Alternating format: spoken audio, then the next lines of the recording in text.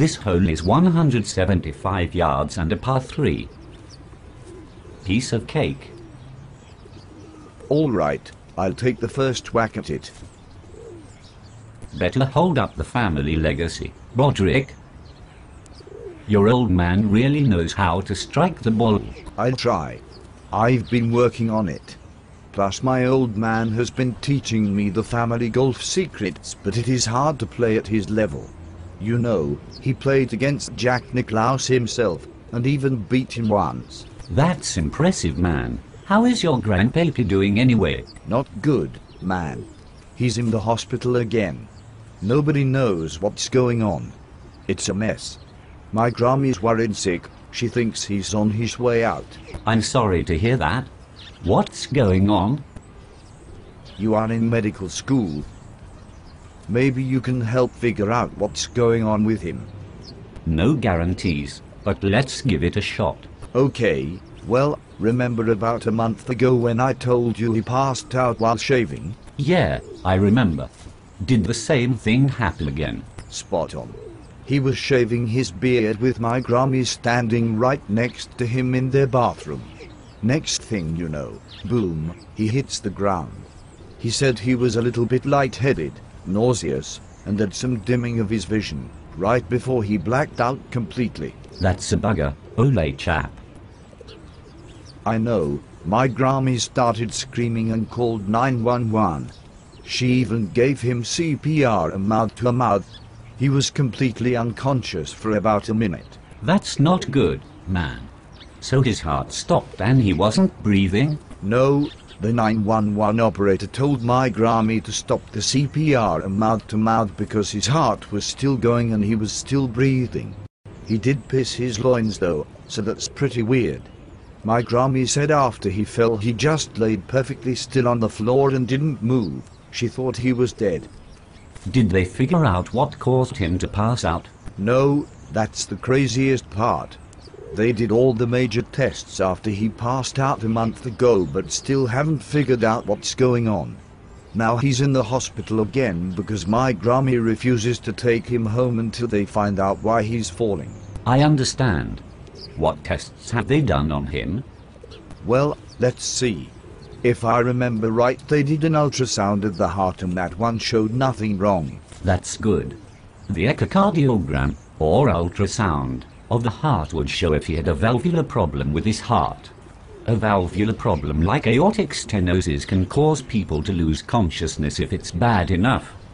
He did have a murmur, though. Doesn't that mean he has a valve problem? Not necessarily.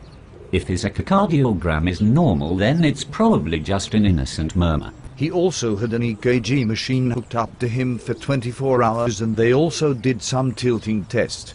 Those came back without anything also. That's called a hold to monitor and the tilt test.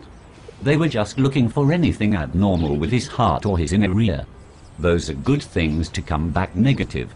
Did he have any blood work done? Yeah, they checked labs on his heart out and it was good. Anything else you can remember about it? The only other thing that I can remember is that his blood pressure was 150/96. That's a pretty odd case, Roderick. I know. Grammy is worried that he has a brain tumor or brain infection that is causing him to have seizures. He's never had seizures before, but you know they could happen if you have something new going on in your head. That is true. I thought about seizures, especially because it is fairly common to lose control of your bladder during tonic-clonic seizures. So it was a seizure? No, probably not.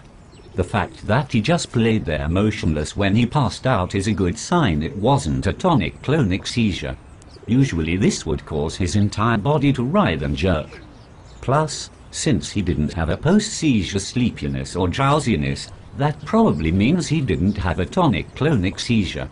Also, since he doesn't have a history of seizures and since he hasn't been having any other symptoms or deficits, it's less likely that he had a seizure. That's good to know. But aren't there other types of seizures? Yes. You're probably thinking of absence seizures.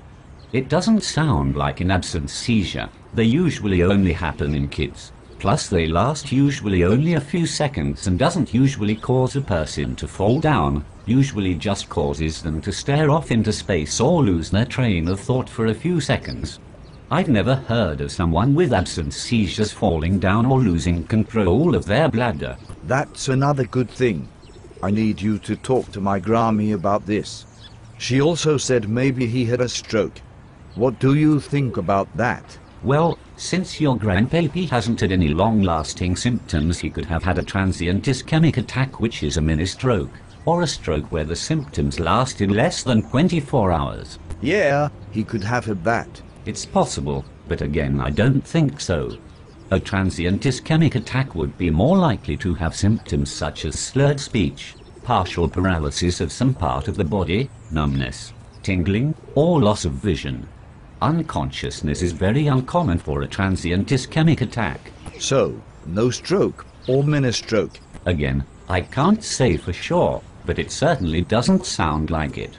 Good, I'm glad to hear that. But that doesn't leave many options. What do you think it is? One thought I had was maybe a neurocardiogenic syncope, which just means that the heart and blood vessels are not responding appropriately to the body. I don't understand. Well, it's like when you stand up too fast and you get really dizzy because blood rushes out of your head. Your body has to respond by speeding up the heart rate and constricting the blood vessels. I think I'm starting to get it. It can happen under a lot of circumstances, not just standing up too quickly, but also standing up too long, stress, sex, dehydration, or even while peeing. So that's it? Huh? No, still probably not. Remember that tilt test that you said was negative earlier, that helped rule out neurocardiogenic syncope. And that other test, the 24-hour Holter monitoring, would also help rule this out. So, pretty much you're saying that you have no idea either. Actually, I have a thought. It's pretty coincidental that he has lost consciousness twice while shaving. So what do you think it is? I'm thinking the most likely cause of your grandpappy's spells is something called carotid sinus hypersensitivity syndrome. It explains everything about your grandpappy's illness. Never heard of it. A lot of people never have.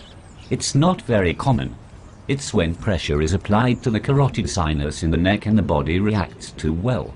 The body views this pressure in the neck as increased blood pressure, so it decreases heart rate and vasodilates its blood vessels. So then he passes out. Exactly, because the body overreacts. Then not enough blood gets to the brain for a very short amount of time, and it's very common for the person to lose consciousness. So why would it happen while shaving? Well, it's actually not that uncommon during shaving, because it's just another time when pressure is applied to the neck. It could happen while shaving, wearing a tight collar, turning your head too far, or even when a doctor checks your pulse. Oh wow, I bet you're right. How serious is it, and what can he do about it? Well, it could be pretty serious if he's losing consciousness all the time, but usually it can be properly controlled by a few simple lifestyle changes. If not, then a lot of doctors recommend a pacemaker. How will he know if he needs that? First, he's got to get the diagnosis. His doctor will have to do a test called a carotid massage and be monitoring his blood pressure, heart rate, and level of consciousness while he does it. Sweet. I'm going to give him a call at the hospital as soon as we're done with our round.